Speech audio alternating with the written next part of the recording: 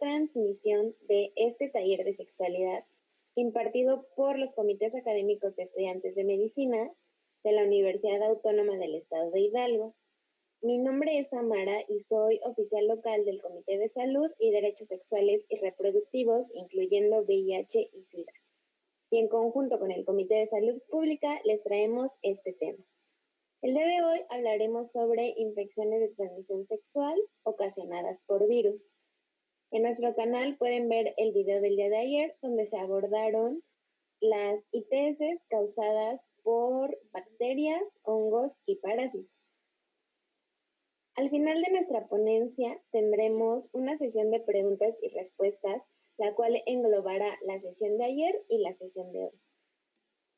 Y nos honra con su presencia la doctora Elsa Guadalupe Monroy Maya, que nos estará ayudando a resolver todas sus dudas y sus preguntas acerca de este tema.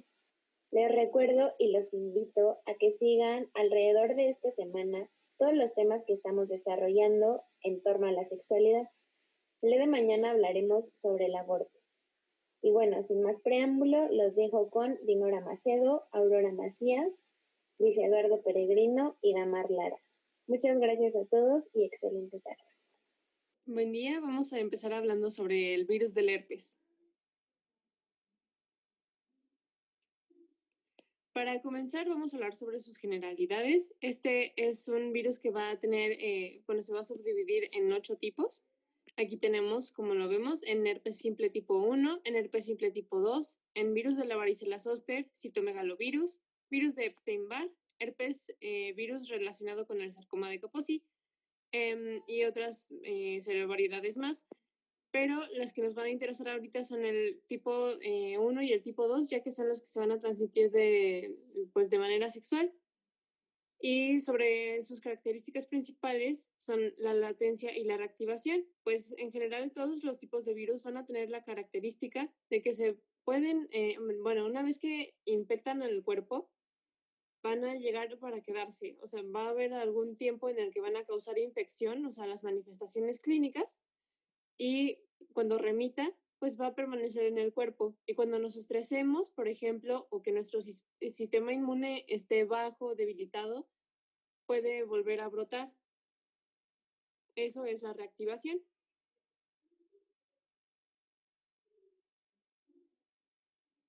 Empecemos con el virus del herpes simple tipo 1.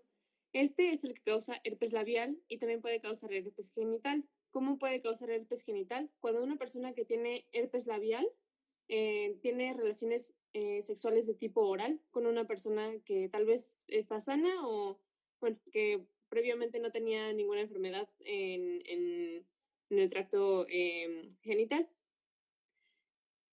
No solamente va a causar herpes labial, esto también puede causar infección en lo que es la garganta, en la nariz y en el pecho. Va a ser muy importante que identifiquemos cuando se presentan las vesículas. Bueno, más adelante vamos a ver las manifestaciones clínicas como tal, pero tenemos que tener mucha atención cuando empiezan a salir las vesículas en la punta de la nariz, ya que la infección puede llegar a los ojos y esto pues va a ser bastante grave. Esta es una infección primaria y debe entrar por una mucosa o piel lesionada para poder comenzar la infección. Sobre su epidemiología, tenemos que se da la mayor prevalencia en mujeres menores de 25 años y en serotipos positivas. Esto en cuestiones de las mujeres que están infectadas con VIH. Y se va a presentar en un 78% de estas mujeres. En los hombres van a presentarse en el 65% de los hombres con VIH. La mayoría de las infecciones por virus del herpes simple tipo 1, volvemos a repetirlo, son labiales en su mayoría.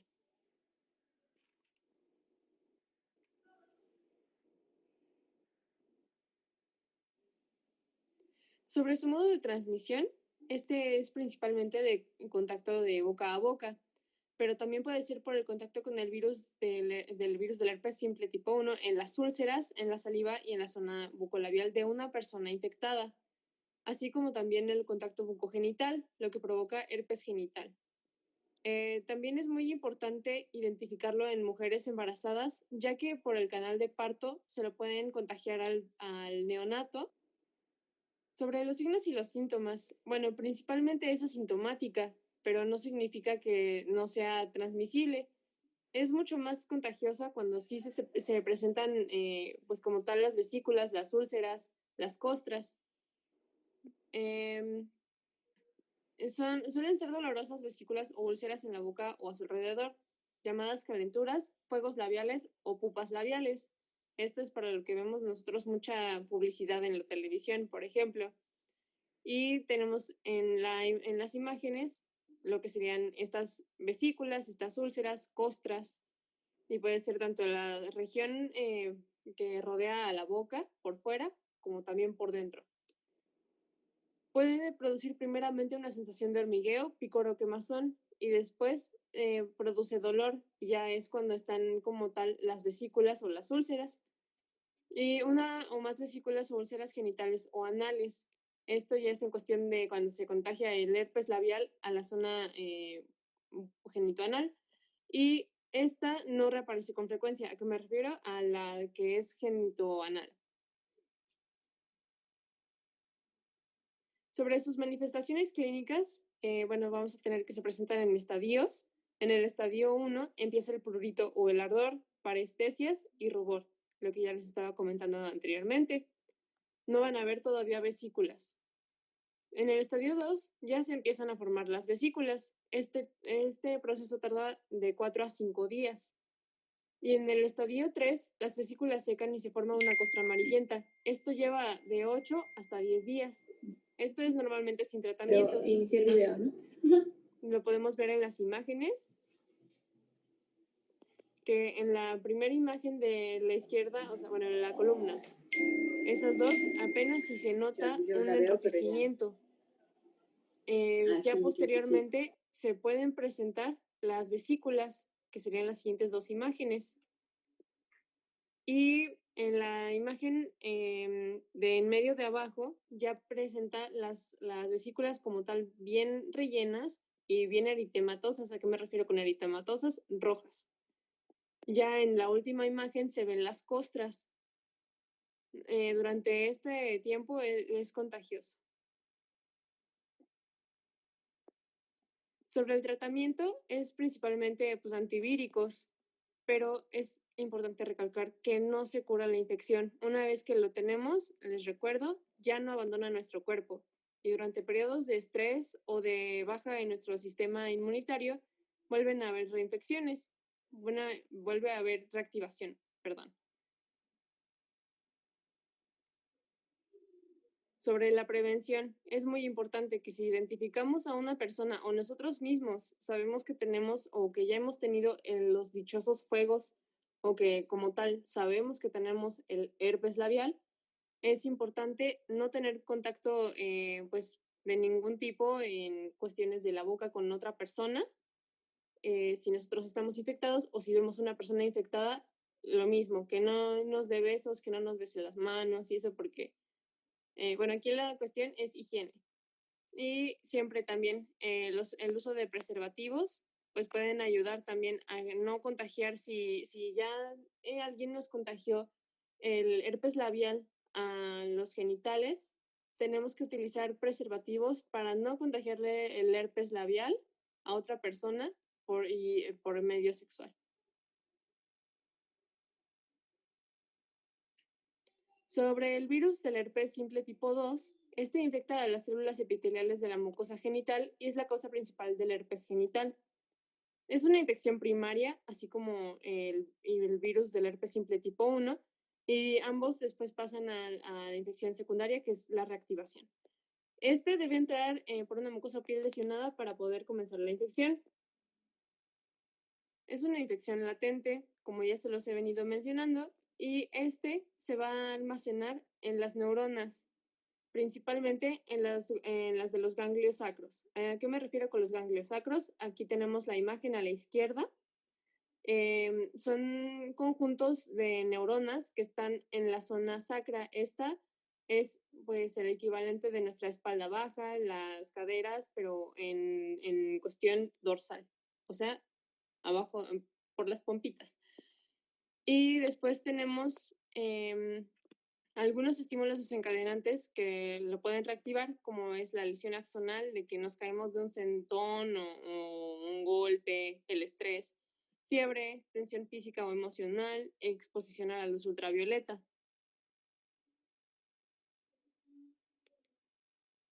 Si no se trata, esta puede causar meningitis aséptica que compromete la vida de la persona que lo padece. ¿A qué me refiero con meningitis? Esa es la infección y la inflamación de las capas que vemos aquí en la última imagen de la derecha inferior.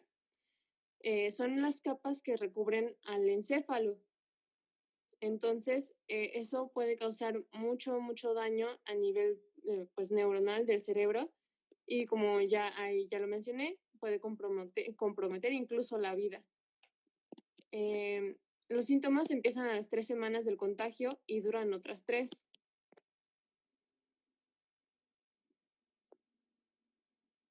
Sobre sus manifestaciones clínicas, estas son lesiones ulcerosas en el pene del varón. Vemos aquí en la imagen superior de la izquierda esas vesiculitas. Esas son de la región inguinal de una persona, bueno, de un varón. Y en la mujer, este no solamente se presenta en la región inguinal, sino también en el cuello uterino, en la vulva, en la vagina y el perineo. Estos principalmente. Recordemos que en el video anterior ya se vio desde la introducción un poco sobre la anatomía para poder comprender estas infecciones. Sobre los signos y síntomas, son lesiones muy dolorosas y suelen manifestarse con fiebre, ataque al estado general. ¿A qué me refiero con ataque al estado general? A que nos sentimos cansados, incluso con dolor de músculos, pero generalizado, de las veces que sientes como el cuerpo cortado.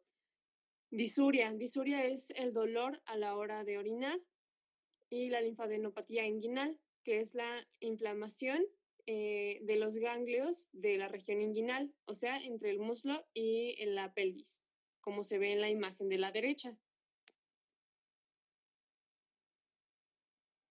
Tenemos más específicamente aquí los signos y síntomas en hombres.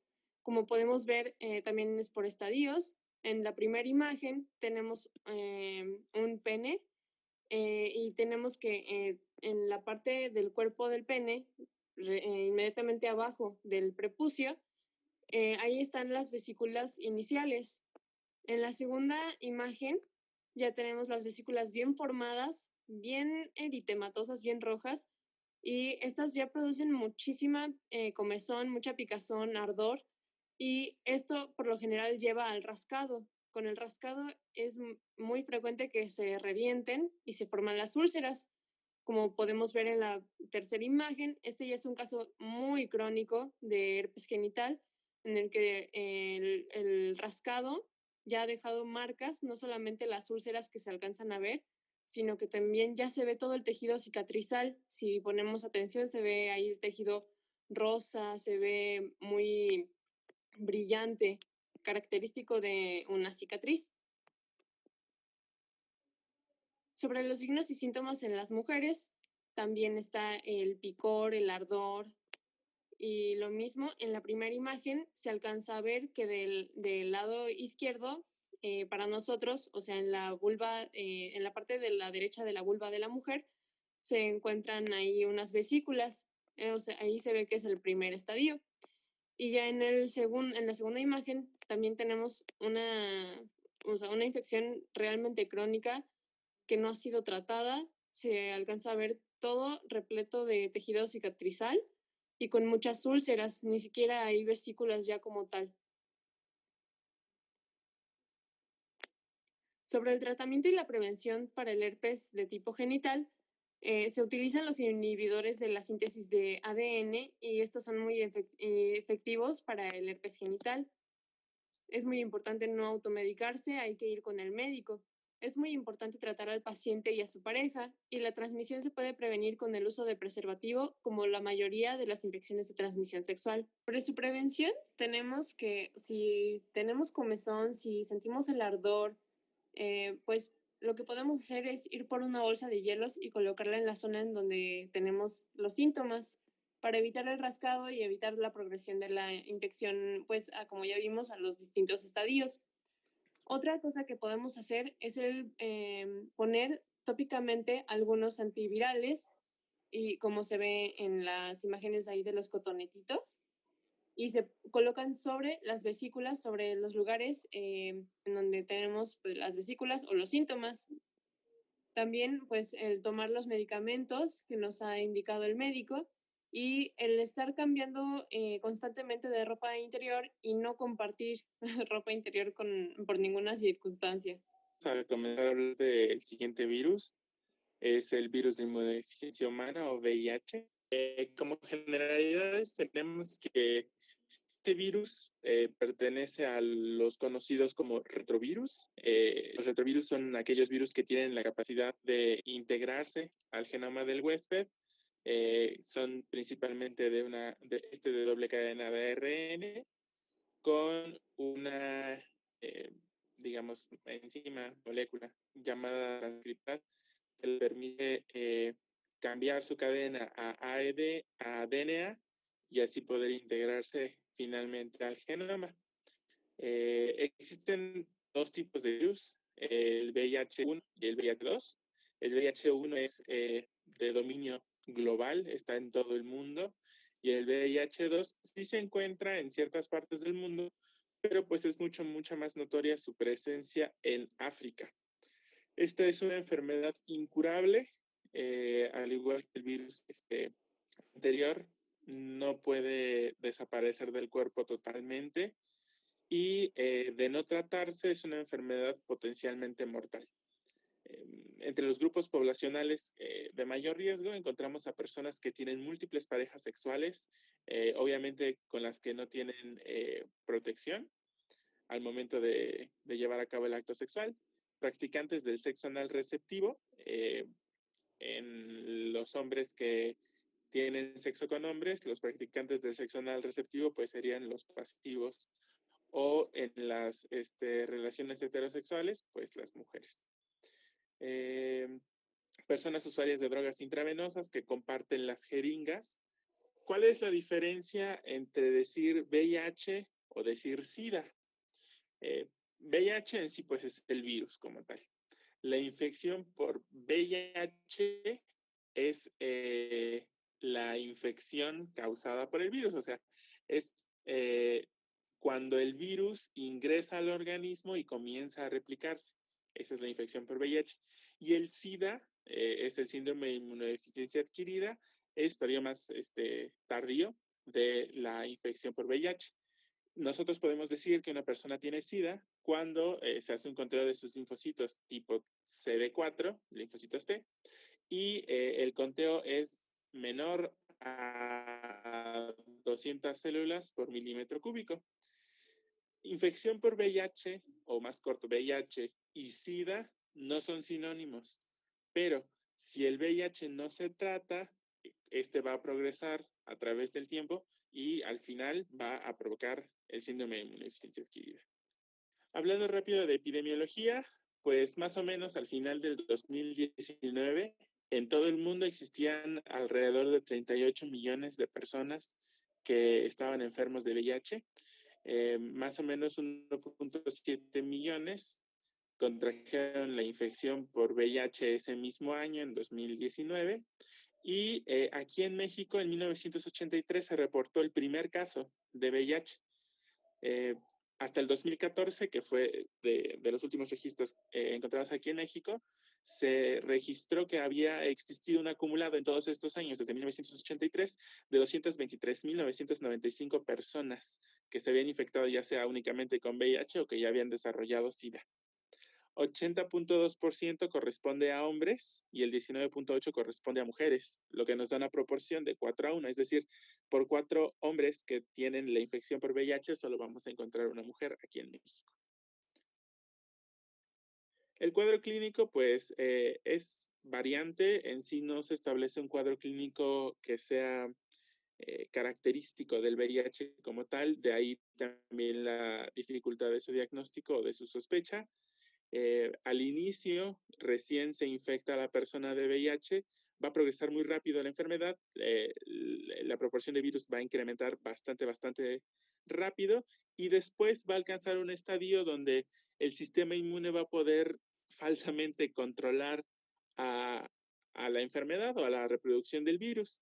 Sin embargo, pues esto es momentáneo y el virus va a poder permanecer sin dar molestias o signos ni síntomas durante varios años, hasta que el virus ha tenido la capacidad de mermar a la población de los linfocitos T tipo C4, y es ahí cuando los pacientes van a empezar a presentar enfermedades graves. De una enfermedad simple, la enfermedad se va a complicar bastante, y también es en este estadio donde los pacientes van a empezar a presentar lo que se conoce como enfermedades por patógenos oportunistas. Son bacterias, virus u hongos que en condiciones normales de una persona que no tenga la enfermedad, pues generalmente no desarrollaría. En la imagen de arriba a la izquierda tenemos un exantema de seroconversión. En sí no tiene un patrón característico, es únicamente la aparición de placas rojas alrededor del cuerpo que son indoloras, no generan como mayor problema más que el propio exantema en sí. Abajo tenemos de esa imagen un sarcoma de Kaposi diseminado. Arriba a la derecha podemos ver, es una infección por el virus herpes, el herpes zóster como tal, pero está bastante grave y como ya no tiene buenas defensas del organismo, se ha diseminado mucho. Y en la parte de abajo tenemos una candidiasis oral bastante complicada igual. El diagnóstico, obviamente, como en los anteriores, primero se va a tener la sospecha por actividades sexuales de riesgo, se va a hacer la historia clínica y demás. Y en la parte de los laboratorios se pueden mandar varias pruebas. Las primeras que se han mandado fueron las pruebas ELISA. Hay ELISA de primera a cuarta generación. Las pruebas de ELISA no buscan al virus como tal, sino que van a buscar anticuerpos que nuestro propio organismo haya creado contra ese virus. Las de primera y segunda generación buscaban un anticuerpo o un tipo de anticuerpos llamado IgG. Este tipo de anticuerpos es de infecciones crónicas, no detectan la enfermedad temprana. Primera generación necesitaba más o menos 45 días para ser detectable. Segunda generación, 25 a 35 días después de haberse infectado. Tercera generación ya buscaba IgM, que es de enfermedad aguda, e IgG, que es enfermedad crónica, 20 a 30 días. Y cuarta generación, que es la última, busca IgM, IgG y el anticuerpo P24. Esto puede detectarlo de manera mucho más temprana, entre 15 y 20 días. La otra prueba es el Western Blot. El Western Blot más o menos tarda entre 45 y 60 días en encontrar a los anticuerpos después de que se hayan infectado, y puede buscar igual IgM o IgG. La carga viral busca como tal las copias del virus en la sangre, es un poquito más específica, pero pues tampoco es tan pronta, digo, es mucho más pronta que las demás, pero no tanto. La normal es buscar más o menos o detectar a partir de 50 copias por mililitro de sangre del virus. Esto tarda más o menos entre 10 y 15 días después de haberse infectado, perdón. Y la ultrasensible es de las más rápidas, tarda más o menos 5 días y puede buscar cantidades tan pequeñas como 5 copias por mililitro. La siguiente es la prueba de anticuerpos o prueba rápida de VIH. Antes se estilaba que se hicieran dos pruebas de ELISA, una en cada laboratorio distinto. Si las dos daban positivos, se procedía a una prueba de Western Blot. En caso de que dieran las tres positivas, pues ya se hacía el diagnóstico. Ahora no es necesario, se puede hacer con una prueba de cuarta generación y cargas virales. La prueba rápida de VIH, esta es la más accesible a todos. Solamente necesita muestra de la sangre de un dedo. El resultado se entrega en minutos, no hay que esperar días para conocer los resultados. Son pruebas voluntarias, son pruebas anónimas y son pruebas confidenciales. Nadie te puede obligar, obviamente, a hacerte una de estas pruebas. Uno puede ir simplemente al centro de salud o al Capacits para hacerse la prueba. No se pide orden médica, tampoco tus datos se van a revelar a nadie, únicamente son para control. No es una prueba definitiva tampoco. Si sale negativa no quiere decir que es totalmente negativa ni que es totalmente positiva. Tiene sujeción a errores, y no va a detectar al VIH de forma temprana. Esta sí tarda un poquito más en detectarlo que las pruebas anteriores. Es una prueba gratuita, no tiene ningún costo el ir a hacerla, se puede hacer cuando uno desee. Y como ya les había dicho, no hay necesidad de receta médica. En el CAPACIT, que es el Centro Ambulatorio para la Prevención y Atención en SIDA e Infecciones de Transmisión Sexual, se recomienda hacer la prueba 3 meses después de haber tenido la relación sexual de riesgo para obtener los mejores resultados, porque si se hace más temprano, pues hay riesgo de que la prueba pueda salir con un falso negativo. En cuanto a su prevención, esta enfermedad sí se transmite por vía sexual sin protección, se transmite por compartir agujas, se puede transmitir de la madre al bebé en el momento del parto o de la lactancia. Y no se transmite por saliva, no se transmite por lágrimas, no se transmite por aire, tampoco se puede transmitir si un mosquito pica a una persona infectada y luego te pica a ti. No se transmite a través del contacto con animales domésticos, no se transmite por compartir cubiertos o vasos, ni tampoco por convivir con la persona. La prevención incluye al tratamiento como prevención, que es en una pareja que se conoce como serodiscordante, donde una persona está infectada y la otra no. La persona infectada debe iniciar con su tratamiento con antirretrovirales para alcanzar carga cero o cargas indetectables para que no pueda contagiar a su pareja. PrEP y PEP son antirretrovirales que se dan a personas que aún no están infectadas, pero que tienen acciones o sí, acciones de riesgo o mantienen relaciones sexuales de riesgo. El uso de preservativo en cada una de las relaciones sexuales y antirretrovirales para personas embarazadas. Perdón, ahí se me fue una D. Y el 1 de diciembre a nivel mundial se conmemora el Día Mundial de la Lucha contra el SIDA. Este es un día para apoyar a las personas involucradas en la lucha contra el VIH. También es un día para mejorar la comprensión de qué es el VIH y cómo afecta esta enfermedad en todo el mundo y se considera como tal una pandemia. También es un día para concientizar sobre las necesidades en salud propias y de los demás a los jóvenes y también para incentivar que se participe en la reducción del estigma a las personas que están infectadas con este virus y la discriminación que estas personas también viven día a día. Ahora vamos a hablar de la infección por virus del papiloma humano o comúnmente llamado VPH. Esta es una infección de transmisión sexual que está causada por un virus muy pequeño, perdón. Este pertenece a la familia de los Papaviridae, que se incluye en el género Papillomavirus, y tiene predilección por piel y mucosas. Usualmente el resultado de esta infección es una formación de un crecimiento benigno, que puede ser una verruga o un papiloma, y este se puede ubicar en cualquier parte del cuerpo, pero en este caso nos vamos a enfocar en la infección transmitida por vía sexual. Y bueno, en cuanto a la transmisión, el VPH se transmite por relaciones sexuales ya sea vaginales, anales y orales y por otros contactos íntimos de piel con piel. Técnicamente, contacto directo con la lesión. También puede haber transmisión perinatal. Y bueno, como ya habíamos visto en este caso, esta ocurre en el momento del nacimiento cuando el bebé pasa por el canal del parto. Entonces, en este momento tiene contacto con las lesiones y por eso adquiere la infección. Y otra cosa que es muy importante en cuanto a este tipo de infección es que los condones y las barreras bucales pueden reducir la probabilidad de transmisión, pero no la impiden por completo. Como vamos a ver más adelante, este tipo de lesiones, en el caso de los hombres, se localizan en glande, prepucio, piel del pene y mucosas. Entonces, pues obviamente el condón no cubre todas estas áreas. Por esto es que sí se reduce la transmisión, pero no se evita por completo. Y bueno, en cuanto a la epidemiología, la infección por VPH es la más frecuente de todas las ITS y de hecho se estima que 3 de cada 4 personas que tienen relaciones sexuales se va a infectar en algún momento de sus vidas. La que sigue, por favor.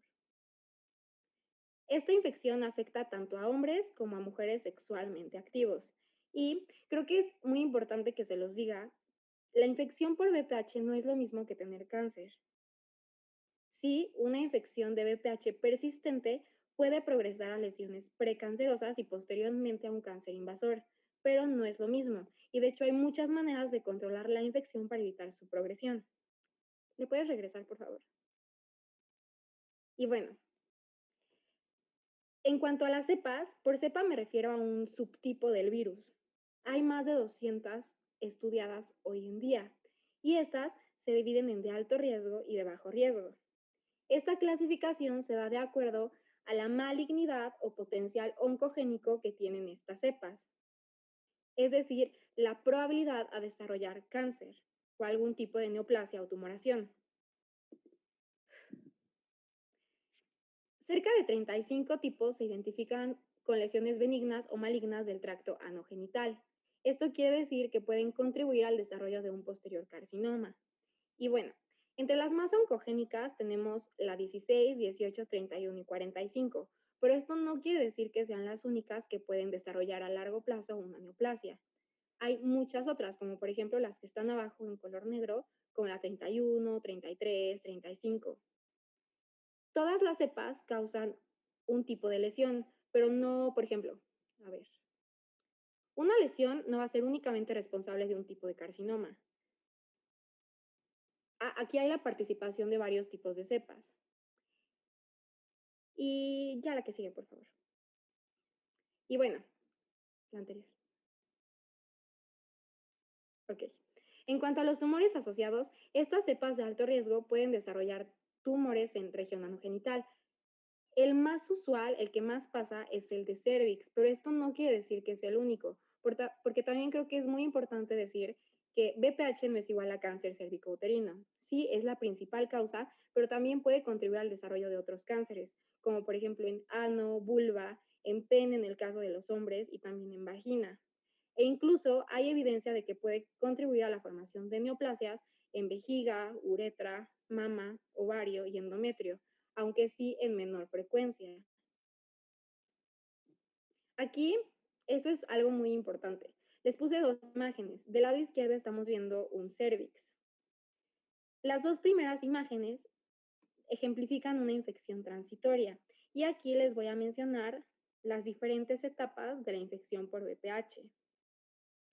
Primero, vamos a tener la infección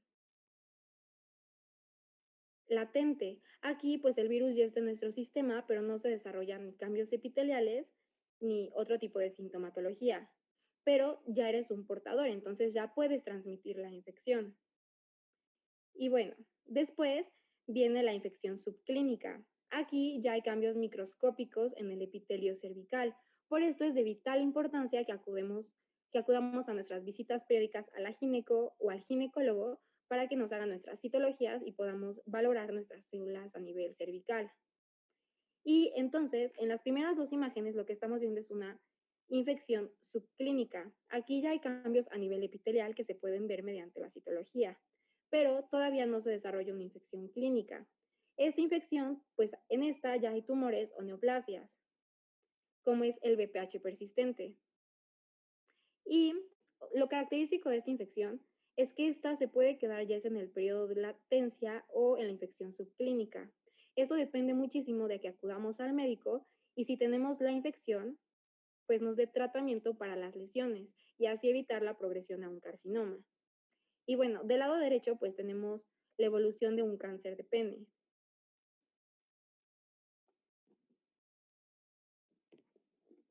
Y aquí les puse otra imagen para hacer énfasis en que tener una infección por VPH no es igual a padecer cáncer.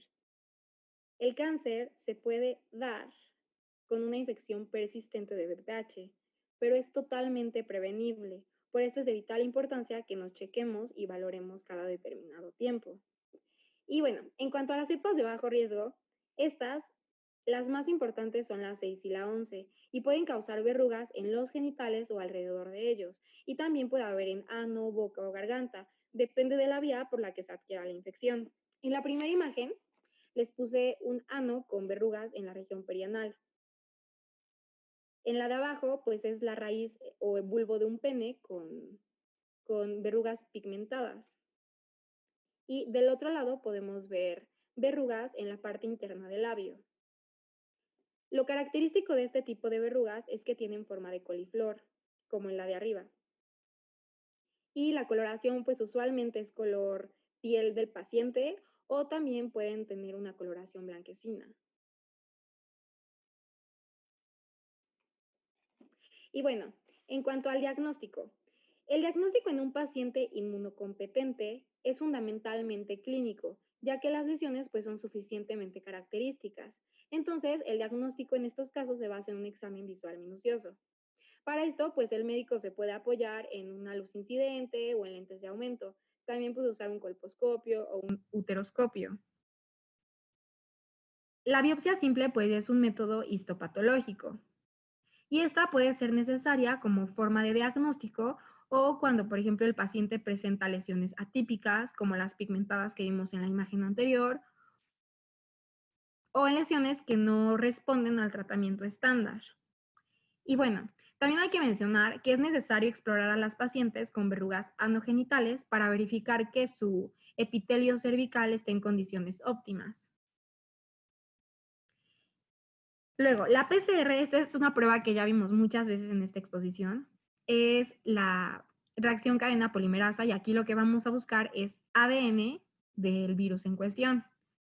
La prueba de captura de híbridos pues detecta 13 cepas, pero lo importante es que no es tan usada porque no es específica. Entonces sí te va a decir qué tipo de cepa tienes, o sea, si tienes una de alto riesgo, de bajo riesgo, pero no te va a decir qué tipo de cepa en específico, o sea, no te va a decir qué número de cepa. Entonces, pues no nos va a poder orientar a qué tipo de lesión el paciente puede presentar a largo plazo.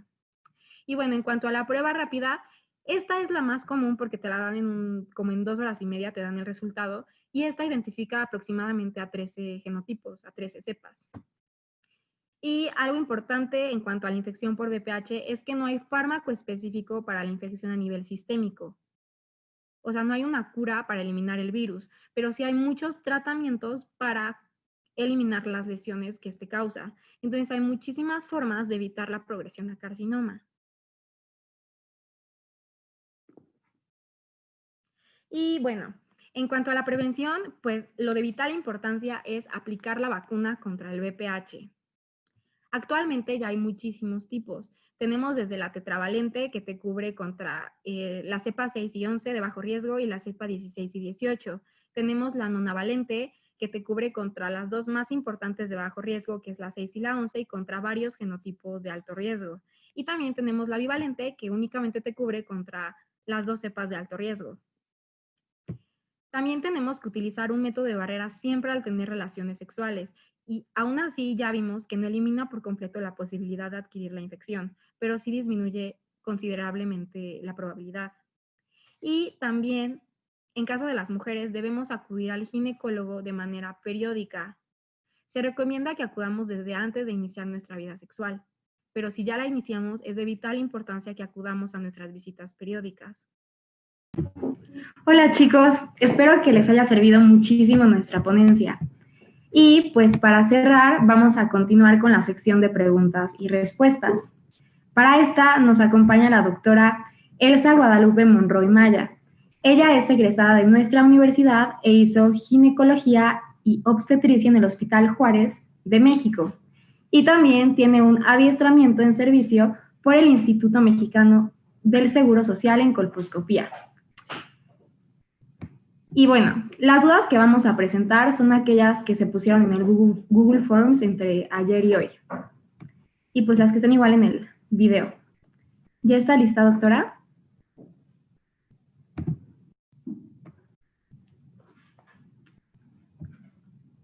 Un momento.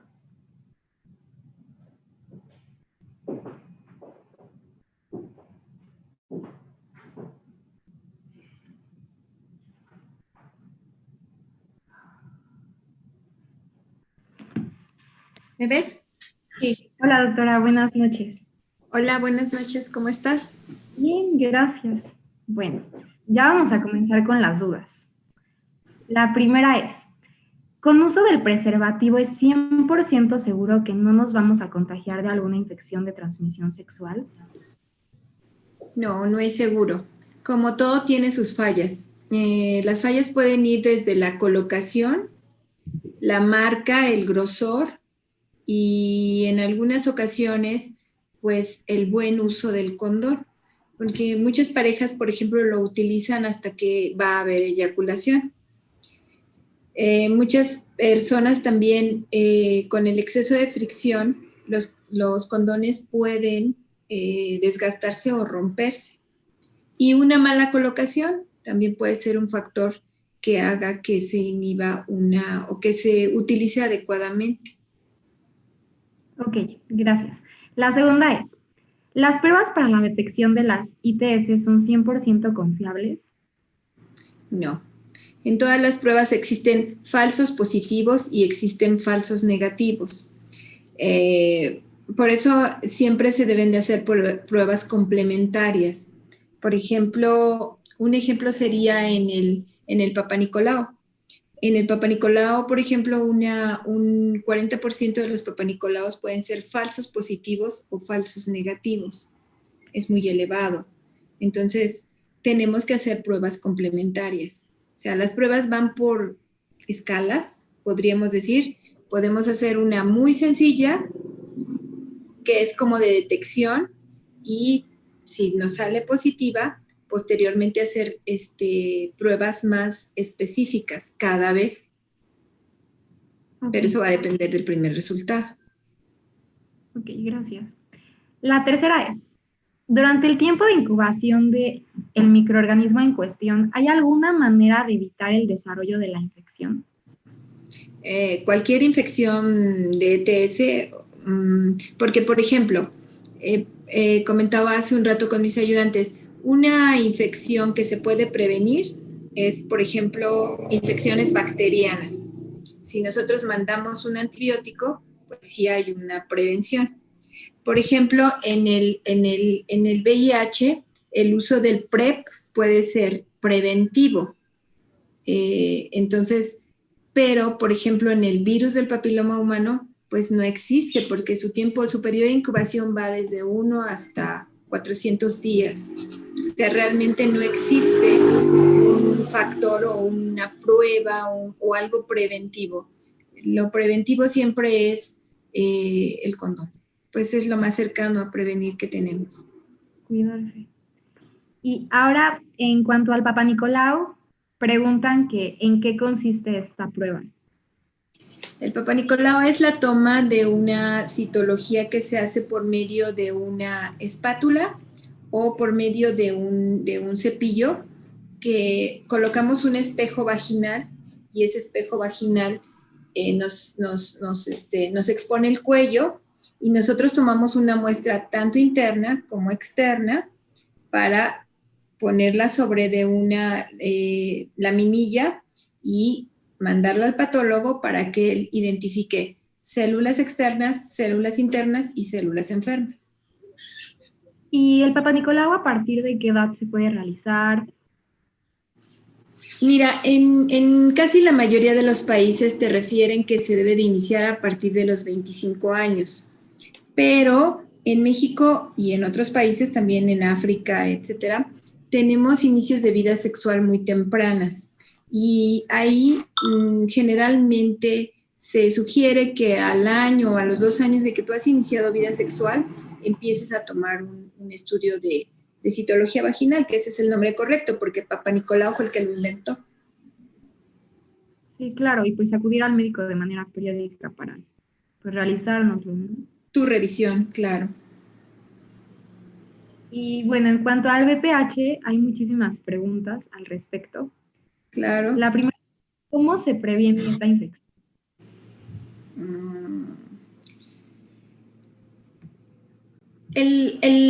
La Comisión Panamericana de la Salud dice que hasta el 70% de los seres humanos están infectados de VPH. O sea, es altísimo. Generalmente su prevención es a través del condón y bueno, en la actualidad es muy difícil limitar el número de parejas porque yo les explico a mis pacientes que lo de las parejas sexuales es como un arbolito, ¿no? O sea, tú tienes una pareja, pero a su vez tu pareja tuvo otra pareja y así hasta que terminas haciendo una cadena interminable. Generalmente pues es con la prevención, o sea, la mujer haciéndose su Papá Nicolau, y actualmente al hombre también podemos hacerle un estudio que se llama PCR en pene, que es como un Papá Nicolau para detectar si tiene BPH. Y eso les ayuda mucho. Pero la más importante y la que debemos de tomar en cuenta como médicos y como familia es la aplicación de vacunas. Actualmente ustedes, por ejemplo, su generación, ya son una generación vacunada. Entonces, cuando nosotros aplicamos la vacuna del VPH en niños, hombres y mujeres entre 9 y 11 años, estamos previniendo el VPH. Justamente igual preguntaban de la vacuna, de que cuántas dosis son y si se podía aplicar en alguien que ya es sexualmente activo. Mira, las vacunas del VPH son dos. En México existen dos. Una se llama Cervarix, que tiene solo virus de bajo riesgo, 6 y 11. Y otra que se llama Gardasil 4, que tiene 6, 11, 16 y 18.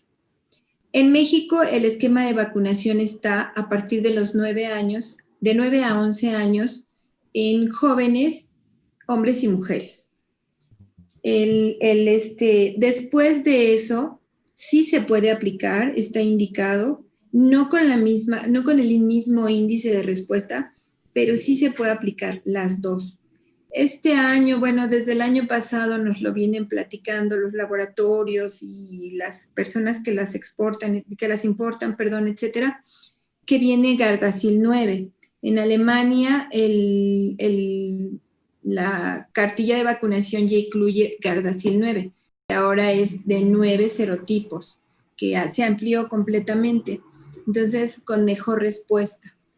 Pero, pues el esquema de vacunación se supone que ustedes, a partir de 1997, ya fue obligatorio, pero desde el 94 se están aplicando vacunas. Las vacunas en pacientes que ya tuvieron, que todavía no tienen relaciones sexuales, o sea, niños de 9 a 11 años, que son cuando se aplica en el sistema de salud, son 2 dosis.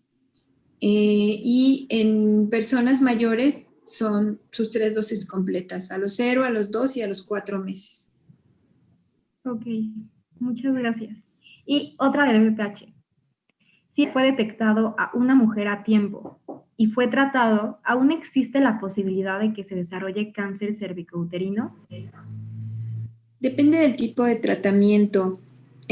Actualmente estamos utilizando mucho el láser, estamos utilizando los conos con electrocirugía o solo la vigilancia. Entonces, depende del tratamiento, es que va a tener mejor o peor pronóstico, pero pues también el cuidado o el autocuidado de la mujer es muy importante.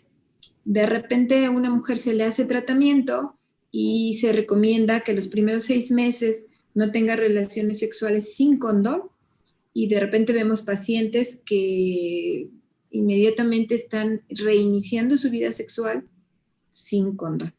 Entonces, depende mucho de sus cuidados. Sí, la mujer siempre va a ser portadora, el hombre también. O sea, te vuelvo a repetir, tiene que existir condiciones para la infección, pero generalmente la mujer que es portadora de VPH siempre va a ser portadora de VPH. El hombre que es portador de VPH siempre va a ser portador de VPH.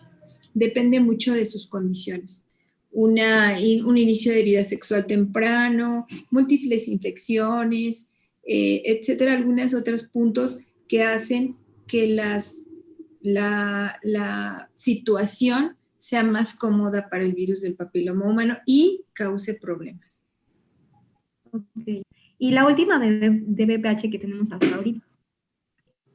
Si estuve con una persona con VPH, pero que no tenía ni una lesión, VPH. No te entendí, se cortó, perdón.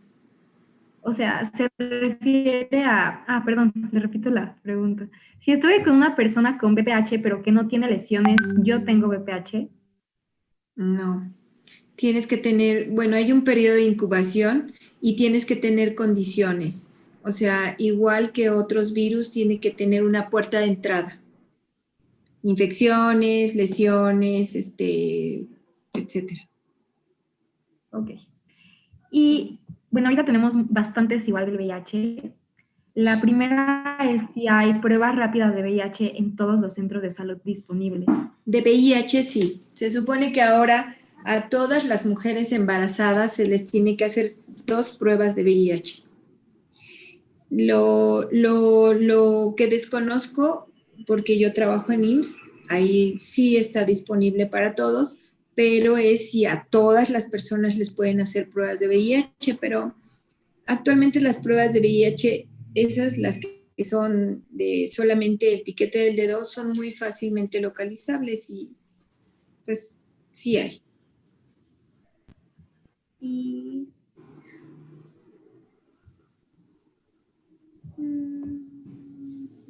también nos preguntaron en cuanto a la profilaxis de preexposición, que qué es y para qué sirve. Es la toma de medicamentos retrovirales previa a la relación sexual con una pareja que es conocida con VIH. ¿Para qué sirve? Pues se supone que te protege para que no tengas infección. Cuando tú conoces que tu pareja es portadora de VIH. La segunda es, ¿este tratamiento profiláctico se da de manera gratuita en personas víctimas de violencia sexual? La preexposición sí existe. En la mayor parte de los sistemas de salud existe para proporcionarla. Ok. Y también alguien quiere saber si la pareja sexual de ambos es única, aún así puede haber este tipo de enfermedades. Sí, sí existe. Porque, por ejemplo, la exposición a VPH, la enfermedad puede tardar mucho tiempo. O sea, aunque tú seas una pareja monógama, tu exposición a otras parejas puede haber. Hay una cuestión y hay un estudio muy bueno que se hizo en Italia, en donde dice que también el VPH se puede adquirir por otros medios. O sea, cuando te ponemos un espejo de fierro, que ya no se utilizan casi, o cuando utilizamos pinzas que pudieran estar contaminadas. Sí existe otros medios de infección. No son tan comunes como las relaciones sexuales, pero sí existen. Ok. Y otra duda es, ¿cuánto tiempo después de contraer una ITS se generan los síntomas? ¿Es posible ser asintomático teniendo una ITS como VIH o gonorrea? Sí puede ser asintomático cuando tu inmunidad es muy buena. Sí, cuánto tiempo tarda en darte síntomas depende de cada enfermedad. No todas la dan al mismo tiempo. VPH, hay artículos que mencionan hasta 400 días. Clamidia creo que va de 0 a 20 días. Y así cada una tiene su tiempo de incubación. Y por ejemplo, clamidia, hay pacientes que pueden ser completamente asintomáticos, o hombres o mujeres, y sin embargo ser portadores. En Estados Unidos hay una incidencia altísima de portadores de clamidia. Generalmente se descubre hasta que la pareja quiere tener hijos, porque clamidia es un problema bastante severo para la procreación. Causa que se obstruyan las trompas, causa problemas de enfermedad pélvica inflamatoria, o sea, causa bastante daño y es muy común. Y volvimos al VPH. ¿En cuánto tiempo se autolimita esta infección? Hace un momento te decía que hay una forma de tratar cuando tienes una lesión de bajo grado que solamente es vigilancia, porque alrededor se ha visto, hay estudios sobre todo franceses que dicen que la puede limitarse en los primeros 6 meses. Entonces, habitualmente ellos, las lesiones de bajo grado, las dejan solamente a vigilancia y hasta el siguiente año vuelven a revisar con, pues ya sea con el Papá Nicolau, con la colposcopía o incluso con la hibridación. Depende de lo que tengamos en ese momento. Yo siempre a mis pacientes les he recomendado que sea lo más completo posible. En el caso de mis pacientes, yo siempre les hago colposcopía, Papá Nicolau. Si es mucha la duda y las pacientes quieren un diagnóstico todavía más completo, entonces pedimos hibridación o PCR. Ok. Y otra es, si ya no hay lesiones externas de BPH, ¿qué tan recomendable es realizar la crioterapia? Para lesiones externas es muy buena la crioterapia. Para lesiones internas no, porque hay algunos artículos que dicen que la crioterapia se debe de utilizar solamente cuando el diagnóstico es súper preciso y cuando es muy limitado, porque en ocasiones llega a sepultar lesiones y entonces estar activo tu BPH, pero sepultado en la cicatrización que hace la crioterapia. Oh, ok. Y creo que ya... Ah, no, hay otra. ¿El herpes tipo 1 también es incurable como el herpes tipo 2? Pues sí, generalmente son virus neurotropos, ¿no? Están atrapaditos ahí en el nervio y difícilmente van a salir. Tienen buena respuesta a los tratamientos con antivirales, pero pues no completamente. Es difícil. Y la última es, ¿por qué las personas con VIH positivo no siempre transmiten la enfermedad? Yo creo que aquí están hablando de la carga viral. ¿Cómo? Perdón, no te entendí. ¿Por qué las personas con VIH positivo no siempre transmiten la enfermedad? Yo creo que están hablando de la carga viral, supongo. De la carga. ¿Por qué no siempre lo transmiten? Uno, el más importante, porque se vuelven personas muy cuidadosas. Acuérdate que los pacientes, cuando conocen y han vivido su enfermedad, generalmente pues ya son pacientes que utilizan bien y adecuadamente el condón o utilizan la misma PrEP o piden a sus parejas que la utilicen. Y la otra, pues me imagino que por su carga viral, pues el número de exposiciones también, exactamente. Y ya. Pues, Estas fueron todas las dudas. Muchas gracias, doctora. muy bien, pues te agradezco que me hayas invitado.